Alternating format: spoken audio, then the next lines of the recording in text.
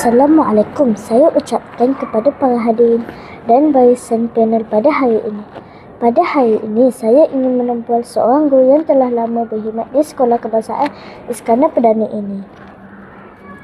Sebelum itu, saya memperkenalkan guru ini kepada semua yang hadir. Nama beliau adalah Cikgu Najihah. Boleh saya tahu cikgu berasal daripada negeri mana? Cikgu berasal daripada negeri Perak ini, iaitu di Kuala Kangsar. Boleh cikgu ceritakan sedikit tentang latar belakang pendidikan cikgu? Cikgu sekolah rendah di SK Lasar Sungai Ciput, kemudian masuk sekolah menengah di SBPI Rawang, dan cikgu peneruskan pengajian di Matrikulasi Perak selama setahun. Kemudian cikgu sambung belajar di IPG Perempuan Melayu Melaka selama 5 tahun.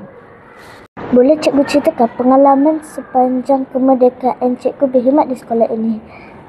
Sepanjang cikgu berkhidmat di sini, cikgu perasan sekolah ni sambut kemerdekaan sangat meriah, yang mana kita adakan perarakan setiap tahun.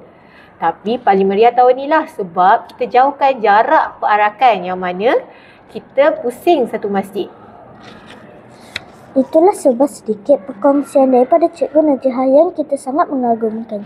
Terima kasih saya ucapkan kepada Cikgu Najihah dan juga para hadirin yang masih setia bersama hingga saat ini. Semoga kita semua dapat mengambil manfaat daripada penyampaian Cikgu Najihah tadi.